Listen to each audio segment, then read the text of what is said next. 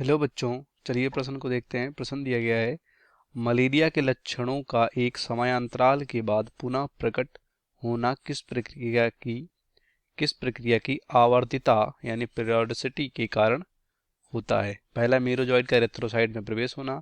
दूसरा, मीरोजॉइड के यकृत कोशिकाओं पर आक्रमण। और लास्ट में सिग्नट रिंग का निर्माण। और लास्ट में पायरोजिन का रुधिर में मुक्त होना। सबसे पहले इस प्रश्न का समझ लेते हैं हम। मुख्य अवधारणा। मुख्य अवधारणा।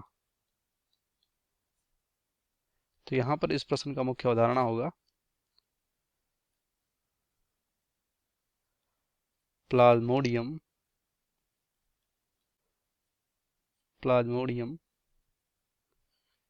का जीवन चक्र। तो प्लाज्मोडियम यहाँ पर एक परजीवी होता है जो कि मानव में ये क्या करता है, मलेरिया रोग उत्पन्न करता है। मलेरिया रोग। अब यहाँ पर इस प्लाज्मोडियम के बहुत सारे जात होते हैं, जैसे कि प्लाज्मोडियम फैल्सीफेरम, प्लाज्मोडियम वाइवेक्स, इस तरह से। तो 4 प्रकार के इसके जात होते हैं। तो यहाँ पर जो सबसे कॉमन होता है वो होता है प्लाज्मोडियम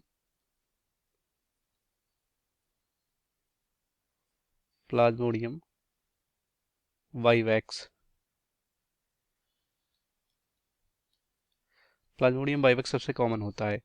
और यहाँ पर बात करें, जो प्लाज्मोडियम का यहाँ पर संक्रामक अवस्था होती है, जब यहाँ पर इसका जो रोग कारक है, मतलब रोगवाहक है, जो यहाँ पर क्या होता है, मादा मच्छर जिसे एनाफ्लीज बोलते हैं, मादा मच्छर।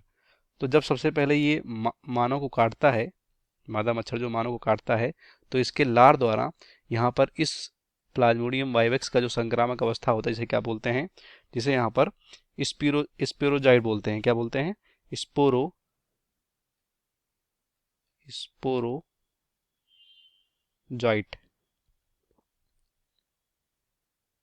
स्पोरोजाइट। तो स्पोरोजाइट जो होता है, ये सीधे कहाँ पर चला जाता है, मानव के बॉडी में, जब यहाँ पर पहली बार काटता है। और बॉडी से सीधे यहाँ पर ये कहाँ पर चलाएगा, रक्त में आएगा। रक्त से सीधे कहाँ चलाएगा, मानव के यकृत में। उसके बाद यकृत से सीधे कहाँ चलाएगा, आरबीसी में। और आरबीसी में अपना नंबर बढ़ाएगा।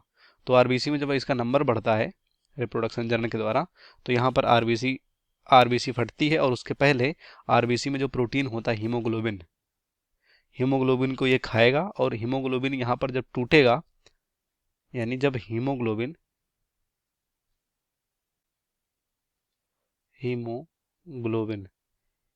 ये हीमोग्लोबिन का यहाँ पर ब्रेकडाउन होगा।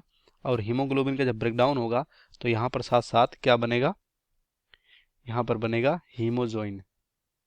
क्या बनेगा, हीमोजॉइन बनेगा।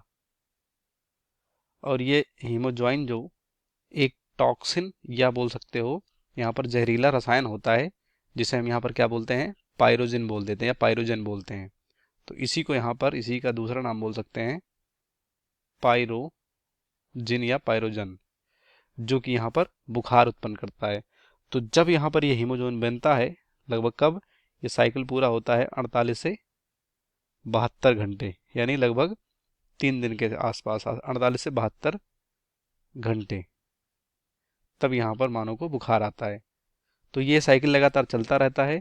तो यहाँ पर जो मलेरिया के लक्षण का एक समान अंतराल के बाद, यानी हर एक समय अंतराल के बाद पुनः प्रकट यहाँ पर लक्षण प्रकट होते हैं, यानी बुखार आते हैं आवर्तिता के साथ। तो यहाँ पर कब होता है, 48 से 72 घंटे के बाद। और कब, आरबीसी से जब पायरोजन या हीमोजोइन निकलता है तब। उसके बाद यहाँ पर बुखार आना शुरू हो जाता है, यानी लक्षण दिखने लगते हैं। तो पहला है मीरोजॉइड का एरिथ्रोसाइट में प्रवेश करना, तो ये गलत है। दूसरा, मीरोजॉइड का यकृत कोशिकाओं में आक्रमण करना, ये भी गलत है। और लास्ट में सिग्नट रिंग का निर्माण, ये भी गलत है। और लास्ट में पायरोजन का रुधिर में मुक्त होना। तो रुधिर में मुक्त होना मतलब आरबीसी फटेगी और वो रुधिर में मुक्त हो जाएंगे, क्योंकि हीमोग्लोबिन यहाँ पर टूटता है। तो इस प्रश्न का सही विकल्प होगा हमारा डी। बाकी सभी गलत हो जाएंगे। उम्मीद करते हैं आपको प्रश्न समझ में आएगा। धन्यवाद।